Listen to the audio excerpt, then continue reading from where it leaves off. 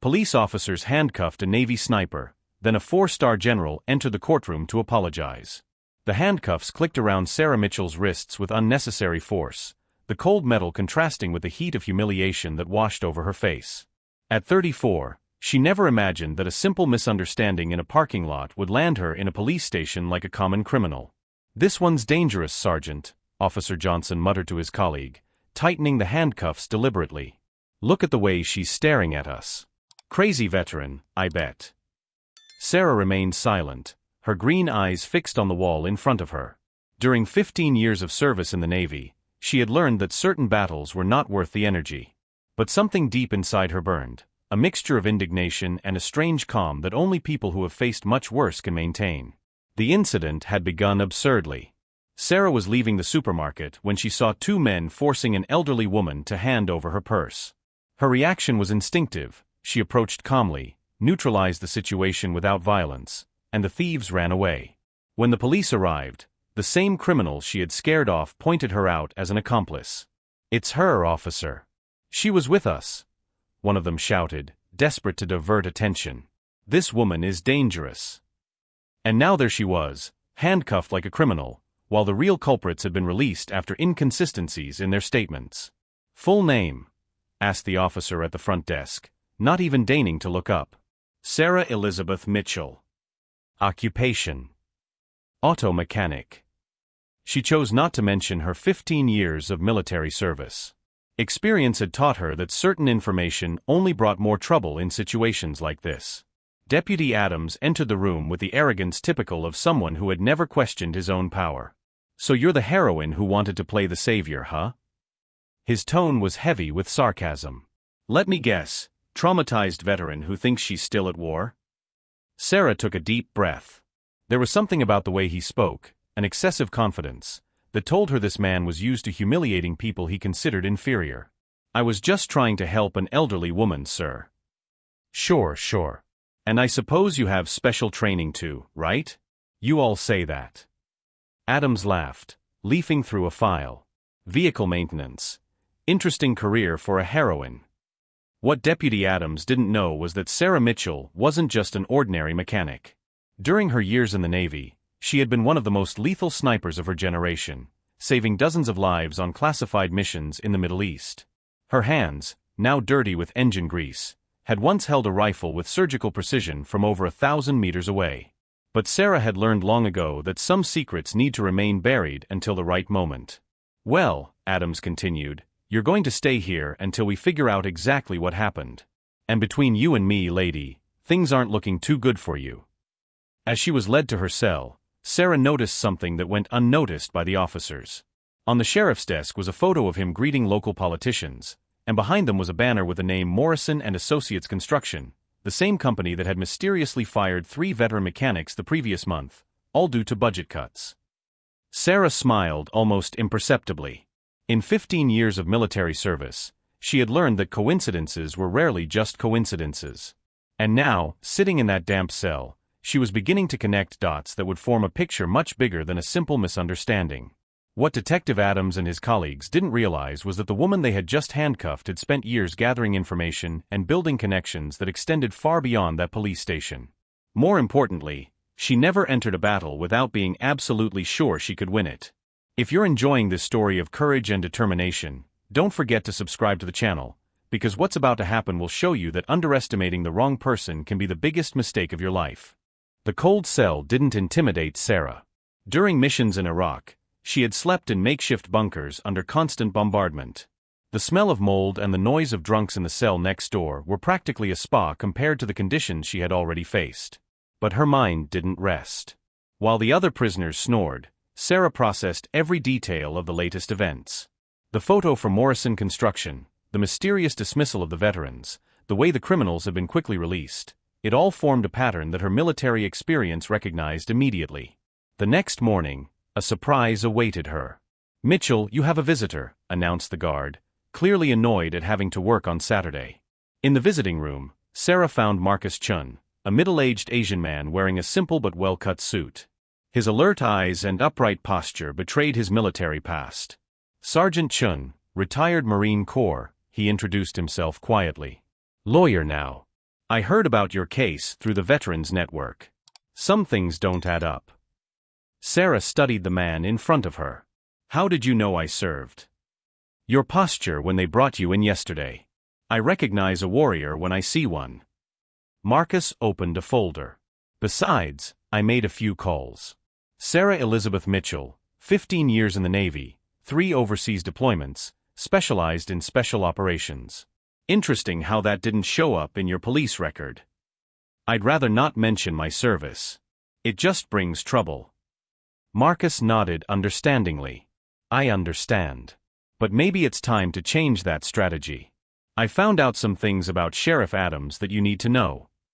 As Marcus spoke, Sarah learned that Adams had a suspicious financial relationship with several local businesses, including Morrison Construction. Over the past 2 years, at least 6 veterans have been arrested under questionable circumstances after losing their jobs or getting into disputes with businessmen connected to Adams. It's a system, Marcus explained. Veterans are easy targets. Society already has preconceived notions, especially if you're a woman. Adams takes advantage of that to do favors for his business friends. Later, back in her cell, Sarah received another unexpected visitor. The elderly woman she had helped in the parking lot appeared accompanied by her 2 daughters. Honey, my name is Eleanor Washington, said the old woman, her eyes brimming with tears. I came to thank you and to tell you that I know exactly what happened yesterday. You saved me from those thugs. Mrs. Washington, you don't need to get involved in this. Nonsense. At 78 years old, I've seen too much injustice to keep quiet. Eleanor leaned closer. Besides, one of my daughters works at City Hall. We know exactly who Deputy Adams is and what kind of business he's in. Eleanor discreetly slid a piece of paper across the table. Phone numbers of people who can help. And one important thing, those 2 thugs? They've been arrested before. Adams always lets them go quickly in exchange for favors. That night, Sarah used her one allowed phone call not to call her family, but to a number she had memorized years ago. The voice that answered was familiar and authoritative. General Patricia Hayes. General, this is former Sergeant Sarah Mitchell, Operation Silent Strike. There was a long pause. Sarah? My God, where have you been? I've been trying to find you since you left the service. It's a long story, ma'am. But now I need a small favor. As Sarah explained her situation, she could hear the indignation growing in the general's voice. Patricia Hayes was one of the most powerful women in the U.S. military, and Sarah had saved her life during an ambush in Afghanistan. Deputy Adams has no idea who he's dealing with, the general said coldly. Sarah, do you have any evidence of these irregularities? Not yet, but I'm working on it. Then work fast. And Sarah? You have all the support you need. It's time some civilians learned that veterans aren't easy victims. The next day, Adams showed up at the station visibly upset. A mysterious call from the Pentagon had questioned the treatment of a person of military interest, but without specifying who. Mitchell, he shouted during the interrogation. What kind of game are you playing? Who do you know? Sarah kept her expression neutral. I don't know what you're talking about, Chief. Don't play dumb. Someone very important is asking questions about you. Inside, Sarah smiled. General Hayes had activated his contacts, but subtly. Adams was nervous, but he didn't yet know exactly why. Perhaps, Sarah said calmly, you should have done your homework before arresting me. Sometimes appearances can be deceiving. Adams slammed his fist on the table. You're staying here until I find out the whole truth. And when I do, I'll make sure you pay for every problem you've caused me. But Deputy Adams had no idea that Sarah had spent years infiltrating terrorist cells, gathering information while pretending to be vulnerable. She knew exactly how to make an opponent underestimate her until the perfect moment to reveal her true cards. That night, while Adams thought he had the situation under control, Sarah was mentally finalizing the first phase of her operation. She had identified allies, mapped out the enemy's weaknesses, and established communication with higher command. It was when Adams entered the cell with a cruel smile that Sarah realized he had decided to escalate the situation. But what the detective didn't know was that he had just made the biggest mistake of his career, giving the Navy's most experienced former sniper exactly the motivation she needed to turn defense into all-out attack. Only one question remained: Would Adams realize the danger before it was too late, or would he continue to underestimate the woman who had survived wars he couldn't even imagine? The following Monday, Adams arrived at the police station with renewed confidence. He had decided to speed up the case against Sarah by inventing new charges to keep her in jail longer. After all, who would care about a mechanic with no influential family or expensive lawyers? "Johnson, prepare the paperwork to transfer Mitchell to the state penitentiary," he ordered, slamming his office door. "I'll add resisting arrest and threatening an officer." But at 10:47 a.m., something changed dramatically. 3 black official cars pulled up in front of the police station, followed by an Army communications van. Adams watched through the window, confused, as men and women in military uniforms got out of the vehicles.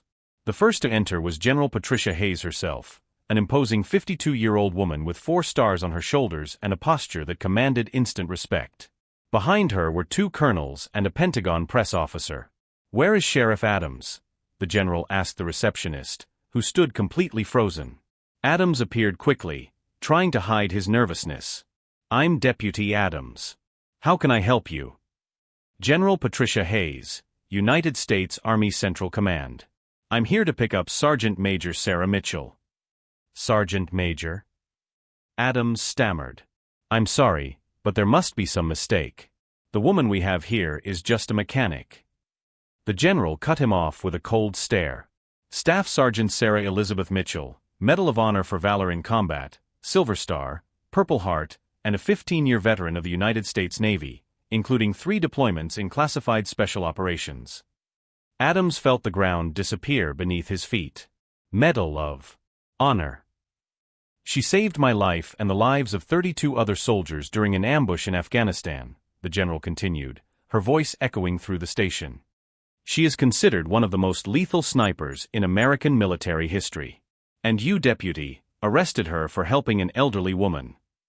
At that moment, Marcus Chin entered the station accompanied by Eleanor Washington and her daughters, as well as a local television reporter who had been discreetly alerted to the situation. "Oh, and Sheriff Adams," Marcus said with a smile, "I hope you enjoyed the calls from the Pentagon." That was General Hayes herself asking a few questions about the treatment of her savior. Adams tried to recover. "Look, we didn't know. She didn't say anything about being in the military." "Why should she have?" The general approached him. "Veterans like Sergeant Mitchell have learned that civilians often view our service as a sign of instability, not honor. Especially female veterans." That's when Eleanor Washington spoke up. "Sheriff, I need to tell you something. I recorded the entire conversation we had about how you solve problems for businessmen in town. My daughter works at City Hall, remember? We've known about your favors for years." The colonel standing next to the general handed Adams a folder. "These are copies of the documents that were sent to the State Internal Affairs Division, the FBI, and the U.S. Attorney's Office, including records of calls between you and executives at Morrison Construction, as well as suspicious patterns in the arrests of veterans over the past 2 years." Adams opened the folder with trembling hands. There were bank statements showing suspicious deposits, transcripts of phone calls, and a complete list of all veterans who had been unjustly persecuted in his jurisdiction. "How did you get this?" Adams whispered, pale. Sarah finally appeared, escorted by a police officer, but now everyone in the station looked at her with reverential respect. "Sheriff Adams, when you underestimate someone based on prejudice, you never really know who you're dealing with." The general addressed Sarah with genuine emotion. "Sergeant Mitchell, on behalf of the United States Army, I apologize deeply for the way you were treated. This is a direct affront to everyone who has served this country with honor." "Thank you, General. But I believe it is Sheriff Adams who owes an apology, not to me, but to all the veterans he has wronged out of personal greed." Marcus Chun approached Adams with legal documents. Sheriff, I've also taken the liberty of suing you for unlawful arrest, defamation, and violation of Sergeant Mitchell's civil rights. The initial amount is $3 million. Adams tried one last desperate gambit. "Look, this was all a misunderstanding. I was just doing my job." "His job?" Eleanor Washington laughed bitterly. "Son, I'm 78 years old, and I've seen a lot of corrupt sheriffs in my life. You weren't just incompetent, you were deliberately malicious." The reporter approached with cameras rolling. "Sheriff Adams, Any comment on the allegations that you took payments to go after veterans?" That's when Adams realized it wasn't just his career that was over. The cameras were rolling, his wife was probably watching at home, and everyone in town would find out that the man they had sworn to protect and serve had been selling injustice to the highest bidder. "No. That's not how it happened," Adams muttered, but his voice was weak and defeated. Sarah maintained her dignity until the end. "General Hayes, I don't need revenge. The truth was enough. I just hope this stops other veterans from going through what I went through." As the handcuffs that had once bound Sarah now clicked around Adams' wrists, one question remained. Would the transformation of America's most lethal former sniper into a symbol of justice be the catalyst for even greater changes in the system that had for so long protected corrupt men like Adams? 6 months later, Sarah Mitchell stood on the main stage at the National Veterans Convention, receiving a standing ovation from more than 5,000 former military personnel from across the country. The Civil Courage Award in her hands shone as brightly as the smile on her face. "When they handcuffed me that day," she said into the microphone, her clear voice echoing through the auditorium, "I thought I was facing just a corrupt deputy. I had no idea I was about to expose an entire system of persecution against veterans." The federal investigation that followed Sarah's case had resulted in the arrest of 12 people, including 3 businessmen who had paid kickbacks to Adams. Morrison Construction had filed for bankruptcy after losing million-dollar contracts when its illegal practices came to light. More than 40 veterans received compensation totaling $23 million. Marcus Chun, now a partner in his own law firm specializing in veterans' rights, watched proudly from the front row. His firm had grown from a small office to a national firm with 17 lawyers, all dedicated to cases of injustice against former military personnel. "Sarah turned her personal injustice into collective justice," he had told reporters. "She didn't just get revenge, she changed the system forever." Meanwhile, former Sheriff Adams was serving his 8-year sentence for corruption, extortion, and civil rights violations at the Indiana State Penitentiary. His fall had been complete and brutal. His wife had filed for divorce after discovering that text messages between Adams and the businessmen included cruel jokes about useless veterans and plans to clean the city of this scum. His children changed their last name and cut off all contact. The house he had bought with dirty money was auctioned off to pay compensation to the victims. In prison, Adams discovered firsthand what it was like to be treated like a common criminal. "Do you know who put me here?" he asked his cellmate on his first day, a Vietnam veteran convicted of drug trafficking. "A mechanic. A simple mechanic." His cellmate laughed bitterly. "Brother, you arrested a decorated Navy sniper and you still have the nerve to call her simple? You don't understand anything." What Adams would never understand was that Sarah had never been just a mechanic. She had chosen that humble profession after her military service precisely to fly under the radar, to live in peace away from the spotlight. But when forced to fight, she revealed herself to be exactly what she had always been, a strategic warrior with connections that extended to the highest echelons of government. Eleanor Washington, now 79, had become a tireless activist for veterans' rights and a national spokesperson against police corruption. Her foundation, Courage to Speak, had already helped more than 200 veterans obtain justice in similar cases. "That girl saved me twice," she said in interviews. "First from the thieves, then she saved all of us from that rotten system. But most importantly, she taught me that age is no excuse for remaining silent in the face of injustice." The police station where Sarah had been arrested underwent a complete overhaul, with 3 officers fired and a new chief, also a veteran, installing a sign at the entrance, "We serve with honor," a constant reminder that those who protect the country deserve protection, not persecution. The new protocol required mandatory military background checks before arresting any veteran suspect. General Hayes visited Sarah regularly, no longer as superior and subordinate, but as friends bonded by their military service. During their conversations, the general often marveled at Sarah's transformation. "Do you know what your biggest victory was?" the general asked during a lunch at Sarah's workshop. "It wasn't destroying Adams. It was showing that veterans aren't victims. We're survivors who build empires when we're underestimated." Sarah smiled, looking out the window of the workshop she now owned, a 3-building complex that employed only vulnerable veterans. What had started as a small auto repair shop had evolved into a vocational rehabilitation center offering technical courses, counseling, and job opportunities. Mitchell Veterans Enterprises was now a $2 million a year business with a waiting list of companies wanting to hire its graduates. Sarah's story had inspired legislative changes in all 50 U.S. states, creating specific protections for veterans in the criminal justice system. Her name was being considered for a Senate run, but she preferred hands-on work, building something tangible that could touch real lives. "Politicians make laws," she explained. "I prefer to change lives one at a time." What few knew was that Sarah had meticulously documented every irregularity she had observed over years of working various jobs. Her small drawer at home contained evidence of discrimination at 12 different companies, notes on patterns of police corruption, and a network of contacts that included investigative journalists, progressive lawyers, and veterans in key government positions. Adams had attacked not just one person, but an entire intelligence network built over decades. Marcus Chun often joked that Sarah had applied military tactics to civilian life with surgical precision. She identified the target, gathered intelligence, executed the mission, and protected innocent civilians. Perfect operation, zero casualties on our side, complete neutralization of the enemy. During the award ceremony, when asked what advice she would give to other veterans facing injustice, Sarah was blunt: "Don't seek revenge. Seek justice. The difference is that revenge satisfies only you, but justice protects those who come after you. And remember, anyone who underestimates a veteran out of prejudice has no idea of the level of discipline, strategy, and connections they are challenging." Adams, watching the award ceremony on television in the prison cafeteria, finally understood the magnitude of his mistake. He hadn't underestimated just one person. He had underestimated an entire code of honor, a brotherhood forged in combat, and a network of loyalty he would never understand. His fatal mistake was believing that a uniform determined a person's worth.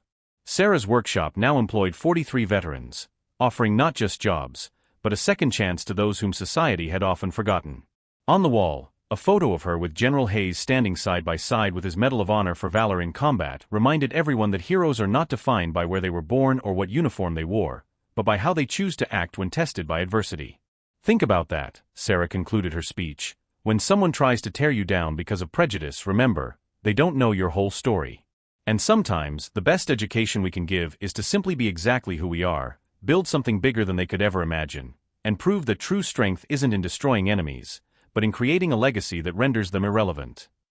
The auditorium erupted in applause as Sarah waved, not as a victim who had survived, but as a leader who had turned injustice into inspiration, proving that when you try to take down someone who has already survived war, you may find that you have just declared a battle you can never win.